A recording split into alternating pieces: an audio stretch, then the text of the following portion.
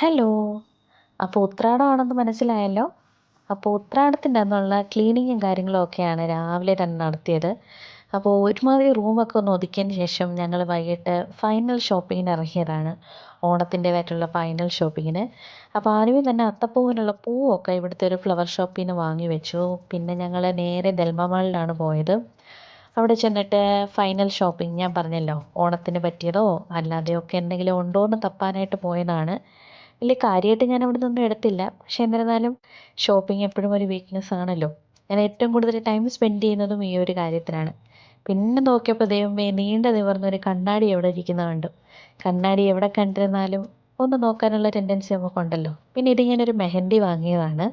ഓണമല്ലേ, അപ്പോൾ എന്തായാലും കുറച്ച് സ്പെഷ്യൽ ആവട്ടെ എന്ന് വിചാരിച്ചു. കുറച്ച് ഓവറായാലല്ലേ എല്ലാവരും ശ്രദ്ധിക്കുമെന്നല്ലേ പ്രമാണം. അപ്പോൾ എന്തായാലും ഇച്ചിരി മൈലാഞ്ചിയൊക്കെ ഇടാമെന്ന് വിചാരിച്ചു. അങ്ങനെ ചെറിയ പണി കിട്ടിയ മൈലാഞ്ചിയാണ് ഇത്. ഇൻസ്റ്റൻറ്റ് മൈലാഞ്ചിയാണ് കേട്ടോ. അപ്പോൾ അതുകൊണ്ട് പെട്ടെന്ന് ഡാർക്കായി.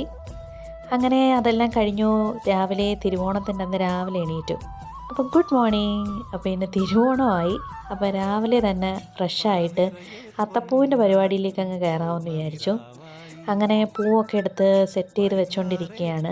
ഞങ്ങൾ ഒരുപാട് പൂക്കളൊന്നും വാങ്ങിയതുമില്ല. ഭയങ്കര വലിയ അത്തപ്പൂവല്ല, ഒരു മീഡിയം, അത്രയേ ഉള്ളൂ. നമ്മളെക്കൊണ്ട് ഇതിനകത്ത് ഒതുക്കി നിർത്താൻ പറ്റുന്ന ഒരു അത്തപ്പൂ. അങ്ങനെ അത്തപ്പൂവിൻ്റെ പറ്റിയ കളമൊക്കെയാണ് ഇവിടെ വരച്ചുകൊണ്ടിരിക്കുന്നത്. ഞാൻ പിന്നെ ഡ്രോയിങ്ങിന് വളരെ മിടുക്കിയായതുകൊണ്ട് ആ ഏരിയയിലോട്ടേ പോയില്ല. അപ്പോൾ എനിക്ക് റോസ് ഫ്ലവർ ഭയങ്കരമായിട്ട് ഇഷ്ടപ്പെട്ടു കേട്ടോ. എല്ലാ ഫ്ലവേഴ്സും നല്ലതാണെങ്കിലും റോസിനൊരു പ്രത്യേക ഭംഗിയുണ്ടായിരുന്നു. എനിക്കാണെങ്കിൽ അതങ്ങോട്ട് പൂ ഇറുക്കാനേ തോന്നിയില്ല.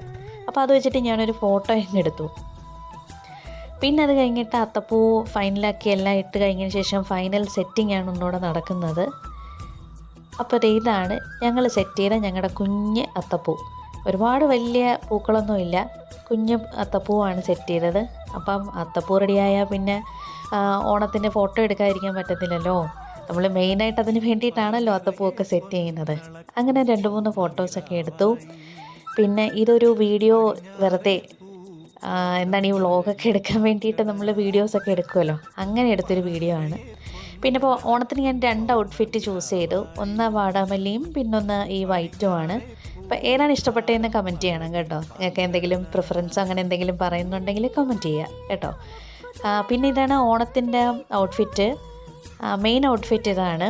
അപ്പം ഞാൻ ഇത് മാക്സിന് എടുത്ത ഡ്രസ്സായിരുന്നു കേട്ടോ. അപ്പോൾ എനിക്കിത് ഭയങ്കരമായിട്ട് ഇഷ്ടപ്പെട്ടു, അങ്ങനെ എടുത്തതാണ്. 2 ഡ്രസ്സും എനിക്കിഷ്ടപ്പെട്ടു. അങ്ങനെ വീണ്ടും ഈ ഡ്രസ്സിലുള്ള ഫോട്ടോസൊക്കെ എടുക്കാനും വീഡിയോസൊക്കെ എടുക്കാനും ഉള്ള തിരക്കിലായിരുന്നു. പിന്നെ അതിൻ്റെ ഫ്രണ്ടിൽ നിന്ന് കുറച്ച് ഫോട്ടോസൊക്കെ എടുത്തു. ആ ഫോട്ടോസൊക്കെയാണ് ഇപ്പോൾ ഈ കണ്ടുകൊണ്ടിരിക്കുന്നത്. യെസ്. അപ്പോൾ അത് കഴിഞ്ഞിട്ട് ഇന്നത്തെ ഹൈലൈറ്റ് ഓഫ് കോഴ്സ് ഓണസദ്യയാണ്. ഇവിടെ എല്ലാവരും സദ്യ ഓർഡർ ചെയ്യുകയാണ് ചെയ്യുന്നത്. അപ്പോൾ അങ്ങനെ ഞങ്ങളും സദ്യ ഓർഡർ ചെയ്തു. അങ്ങനെ സദ്യ എത്തിയതിൻ്റെ സന്തോഷത്തിലാണ്. ആ സദ്യ കിട്ടിക്കഴിഞ്ഞാൽ പിന്നെ അധികം വെയിറ്റ് ചെയ്യാനൊന്നുമില്ല, കാരണം നല്ല വിശന്നായിരുന്നു. നല്ല വിശന്നിരുന്നപ്പോഴാണ് സദ്യ വന്നത്. അതുകൊണ്ടാണോ എന്നറിയില്ല, എല്ലാത്തിനും നല്ല ടേസ്റ്റുമായിരുന്നു. അങ്ങനെ എൻജോയ് ചെയ്ത് സദ്യയൊക്കെ കഴിച്ചു, പായസമൊക്കെ കുടിച്ചു. നല്ല സൂപ്പർ സദ്യയായിരുന്നു കേട്ടോ. പ്രത്യേകിച്ച് വിഷന്നും കൂടി ഇരിക്കുമ്പോഴത്തേക്ക് നമുക്ക്